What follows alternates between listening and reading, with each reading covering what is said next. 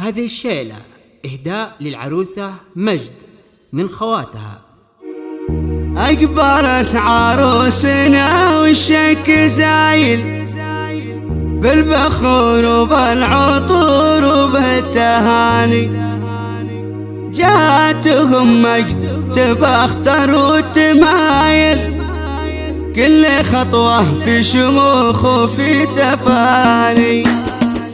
أقبلت عروسنا والشك زايل بالبخور وبالعطور وبالتهاني، جاتهم مجد تبختر والتمايل، كل خطوة في شموخ وفي تفاني. هذه مجد أحضرت زين القبايل ورقص لعيونها 10 و8، شيخة الغزلان متعبة الأصايل، أشرقت مثل القمر بين الغواني، الخشم والعين والمبسم هوايل، والدلع والحسن فيها شي ثاني، ترفت بالزين تعطيك الدلايل، كأنها ورد من الأغصان مايل، انت ابوها الحر كسب الجمايل، عثمان الغالب وله قدر وشاني، والعبام فعلها النماس طايل، الغالب فرع ربطي بالمجاني، امها هيفا بنت اهل الفعايل، ام مرزق ما يغيرها الزمان، والخوال ونعم دربنا الخصايل، ثابت الغلاب عز الكل عاني، طبعها الفرساني مشعلة الفتايل، الفخر والطيب في كل الزمان، يا وايل اوصيك في ام الجدايل، حطها في القلب